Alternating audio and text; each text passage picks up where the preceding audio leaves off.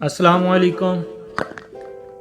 یرکان جوانڈس اور ہیپاٹائٹس اے یہ سب ایک ہی مرض کے مختلف نام ہیں۔ اس مرض میں جلد، آنکھوں کے سفید حصے اور جسم میں موجود مختلف جھلیوں وغیرہ کا رنگ پیلا ہو جاتا ہے۔ اسی وجہ سے یرکان کو پیلیا کا نام بھی دیا جاتا ہے۔ یہاں ایسی چند غذاؤں کا ذکر کیا جا رہا ہے جن کا استعمال یرکان کے مریضوں کے لیے مفید ثابت ہو سکتا ہے۔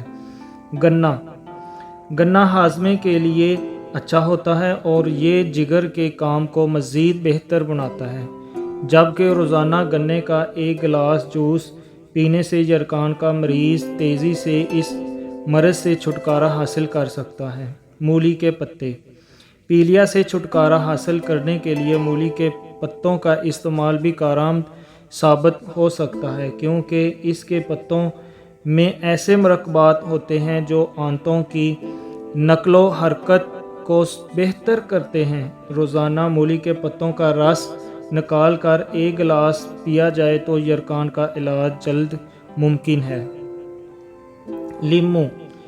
لیموں پیلیا کے مریضوں کے لیے بہت مفید ہوتا ہے۔ یہ جگر کے خلیات کو کسی بھی نقصان سے محفوظ رکھتا ہے۔ اس کی سکنجبین بنا کر بھی پی جا سکتی ہے۔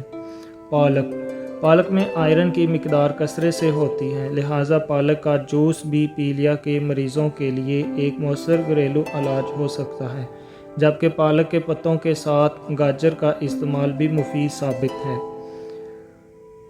چھاچھ جسم میں کسی قسم کی چربی نہیں بناتا، اس لیے یہ بھی ہاضمے کے لیے ایک بہترین مشروب ہے جس میں نمک اور کالی مرچ اور زیرے کی ایک چٹکی ڈال کر روزانہ پینے سے یرکان کے مریض کو اس بیماری سے نجات حاصل ہو سکتی ہے۔